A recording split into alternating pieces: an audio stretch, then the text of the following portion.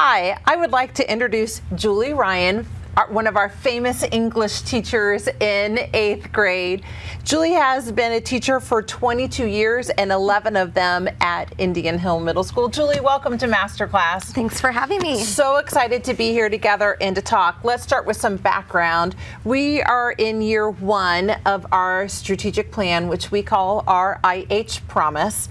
And in that, there are 3 big focus areas. We call them learners as doers, learners as individuals, and learners as the whole child. And within those, there are some initiatives. And one of those initiatives is creating new spaces. And you have been highly involved in that as one of our famous lab classroom teachers, which means you were provided after much research, you were provided with some new furniture starting in May of last year, and have been trying it out all year long and have had all these visitors come to your room to be able to see you use it, as well as provide input so that we could think about what it would mean to have new spaces. So let's just start with that. Paint us a picture of your classroom and what does it mean to be a lab classroom teacher? So, really, it all starts back last spring when we got to go to Loth and see all of the possibilities, kind of more than I ever imagined that there could be of what it could look like.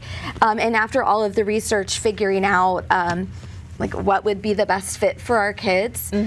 So this year, once I started to set up my classroom, I have a good number of low triangle desks with some chairs that have wheels, and then 4 high top tables in the back that have, they're not stools, they're actually seats with backs, and figuring out how can I set it up so it's the most versatile. So really a lot more consideration of how to be as flexible with what we're doing as possible. So, so we figured out how to group them so that they could be in a small group or a big group or move around, all of those things. And then this year, as a pilot teacher, there have been several times when my classroom's open today and groups will come in and see how my students are utilizing the space, how I'm using it to enhance instruction, because it really can enhance instruction. Imagine the possibilities for our future building that is being built right now. Right. You mentioned something that I think was really important, which is before we ever tried to find sample furniture that we thought would be a good match for our students, we did all of this research. So we were reading books and we were talking with schools who've recently gone through furniture adoption. Loth is one of our furniture vendors and partners. The other one is Schools In. They all did such a great job with us, sharing their research with us. And it really allowed us to make very informed decisions and to say, all right, we think this is the right path to go. But before we hit the big order button for every classroom in the entire school, let's outfit a few classrooms to make sure that we're moving in the right direction. And so, therefore, lab classrooms were born. What do you think were some of the big takeaways after receiving that new furniture about what is important for our students and their learning environment? I actually asked my students, what some of their aha moments and takeaways were. And I'd say there's a couple things that across the board they said. Number 1, comfort. Was so important. And even I asked them sort of what were your favorite places and types of furniture that I have. Everybody chose everything. All of them were chosen. But the number 1 reason they were choosing, let's say the high tops, they like being able to stand when they want to. I like the wheelchairs because it's easy to move around. I have some rocking chairs in my room that they can use when they read or work in book clubs or whatever. We were worried they might be too small for some of our 8th graders who are over 6 feet. My 6 feet tall 8th graders chose those as their favorite. because they like the comfort and the rocking ability. So number one was comfort. Yeah. I mean, and the other thing was really just the ease of being able to move into groups. Sometimes we can all four stand around a high top if we want to. We can change the configuration. One student even commented they had no idea how much impact furniture actually would have, and they were really surprised that it actually did have an impact. Right. Yeah. I think you brought up something that I feel helped us to make all the best decision, which is 100% of our students had input about the furniture selection before we actually hit that order button for the entire new middle school. Every single student toured the spaces, sat in the desks, stood at the desk, sat in the rockers, and was able to provide input so that we could make sure that their voices were a really important and strong part of this whole entire process.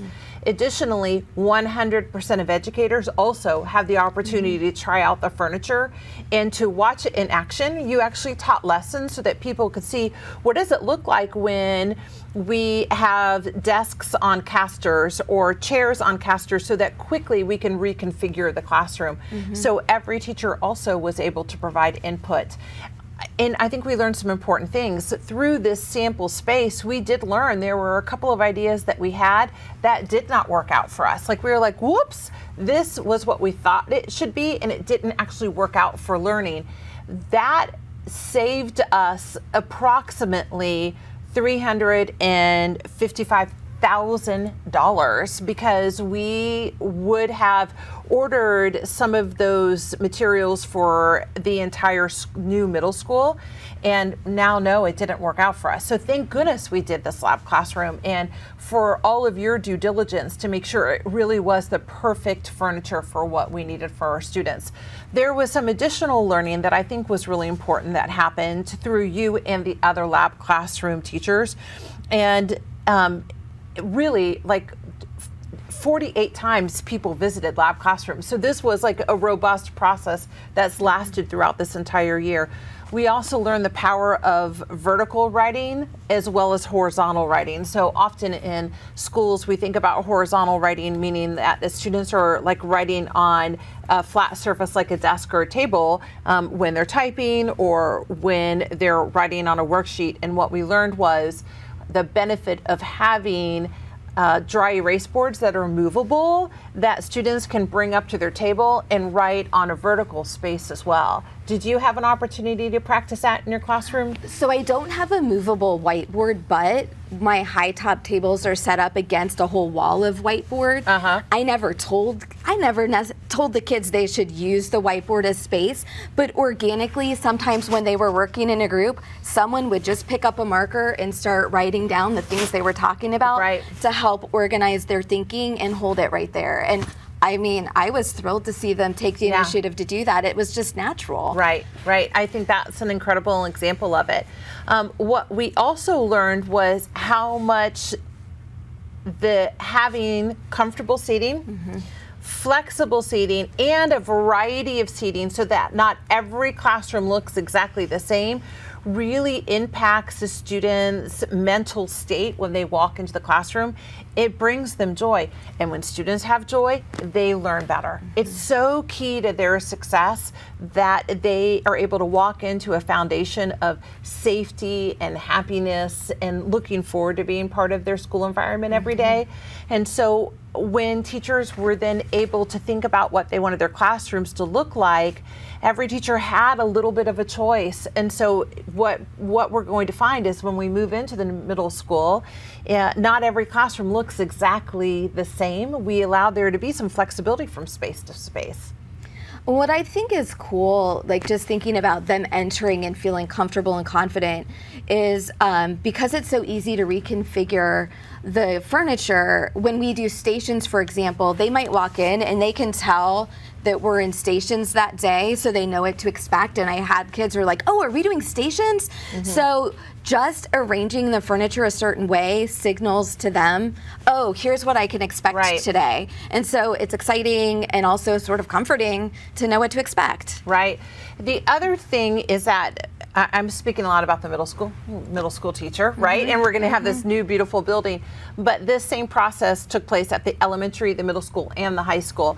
And this was a really great connection between what happens in the K through 12 world and what happens for students when they exit us, when they graduate and they move on.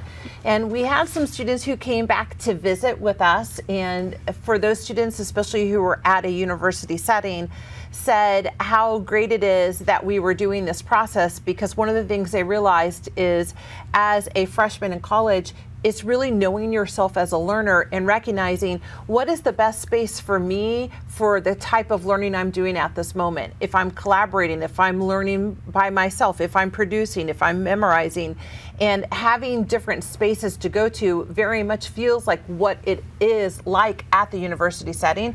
And so they were like, this will be so great for students. They will really have an advantage that they will be able to go to a university setting and know themselves as learners, and therefore what they need to do when they are engaged in their own learning at the university. That's great. Yeah, it was really great. It was great feedback. One of the things that I think is also really interesting is that what we realized through this is that what was equally important to the classroom space are the learning spaces outside of the classroom. So in the new middle school, there will be wings that will be dedicated to particular grade levels, and there will be a set of classrooms, and in the middle of those classrooms is this pretty big learning area called a neighborhood. And within that neighborhood, there's a variety of seating. So there will be some like comfortable soft seating like this. There will be some tables for people to work collaboratively. There will be some spaces where an entire classroom can come around an area for presentations. And there will be some individual student desks as well. So students will be able to utilize both the classroom space and the neighborhood space. So right now, the middle school is engaging in some really great work to think about what's the vision for that.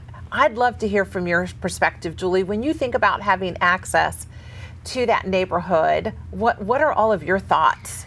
I really think of it as an extension of our classrooms, and thinking about some of the things that we've had to sort of work around now. For example, I collaborate a ton with our other English teacher, Mrs. Moster, and we were working on YouTube videos, and we needed green screen space. We, for sure, when we do those types of projects, will use the neighborhood for students to be working collaboratively, and we'll be able to designate a quieter space inside a room for green screens.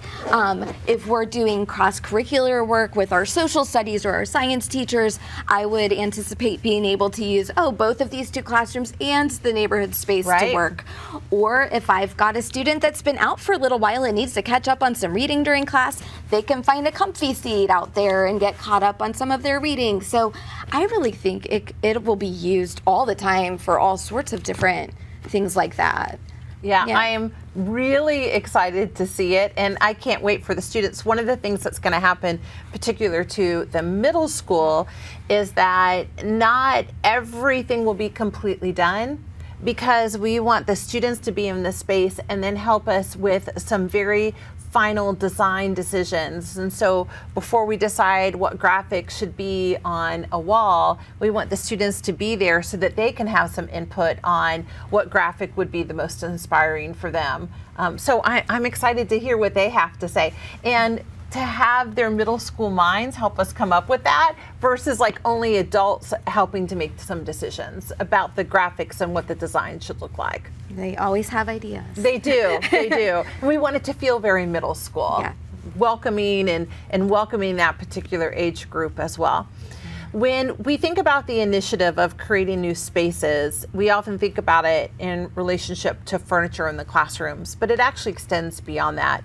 It also includes safety and security, so having a secure entrance that has double entrances, and that will take that's an improvement in all 4 buildings. And then additionally, thinking about outdoor spaces, we realized during COVID what a gem it is to be able to have an outdoor learning space, so that's been added as well. And also thinking about like areas that our community can come in and use when there are meetings or a collaborative space for people to come and be able to share a space with us. One of our main themes when we talked about this was being very future forward. And so when Julie was thinking about, yes, I'll volunteer and I'll have this sample space, we would often say, we're not only designing it for our current 8th grade students to give us lots of input about what they thought about the space, but we're building it for our current kindergarten students. We were always planning for the future. And I'd love to hear from your perspective as a teacher, what do you think is important for the future when we talk about learning environments? I mean, I think when I think back on the last 22 years that I've been teaching, one thing that's constant is change. So it needs to be flexible. We need to be able to adapt whatever we have to work with whatever the next new big ideas are that we want to be able to incorporate. You know, we always want to be able to say, oh, we can make that work. So we needed to pick things that would help us make things work.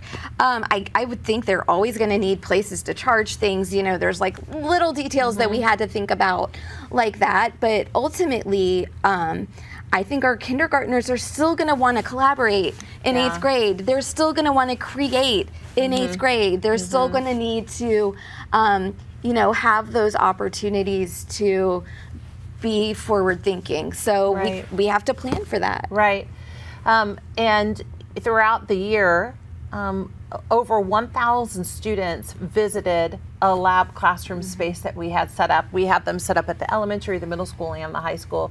And over 1,000 students went and were able to provide us that input about like what they wanted and what really adds to their learning and makes them excited to come to school every day. So we're really excited for this transformation that's going to be taking place from across the entire district, and excited for when all of these things arrive and we're able to ask our community to come in and visit us and to really celebrate this moment with us. It's really exciting. It is. When you talk about constant change, in closing, Julie, I just also want to spend a few minutes admiring how that's also an important part of your particular classroom. Often when we think about teaching and someone who is really a master teacher and has been doing this for 22 years, what I know about you is that you are also constantly changing what you're doing in your classroom. You're always reading all these fantastic books and thinking, how can I add more repertoire for our students so that they have more voice, more choice, more agency in the classroom. And I think being in this new building next year is going to enhance that so much. Absolutely. So thank you for being part of Masterclass. I'm appreciative for everything that you do for our students every single day, and appreciative so much that you were willing to be one of the many teachers who raised their hand and said, yes, I'd be happy to host students and teachers and to try out this new furniture. It was a really powerful moment for us as a school district. Well, thank you so much for the opportunity. It's been great. And thank you for being part of Masterclass.